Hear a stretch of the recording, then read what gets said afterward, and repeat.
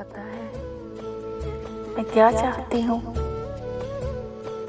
कोई ऐसा जिसके लिए सिर्फ मैं खास रहूँ, जिसकी रूह तक मेरे लिए हो, जिसके लिए मैं ही अकेली हूँ, जिसकी मोहब्बत का दायरा मुझ तक रहे और मेरे लिए इसके अलावा कोई ना हो। मेरी ज़िंदगी में वो आखिरी हो, इसकी मोहब्बत मेरा कुल असासा हो और मैं इसकी कुल जहान। क्योंकि मुझसे अपनी मनपसंद चीज़ और मनपसंद लोग तकसीम नहीं किए जाते।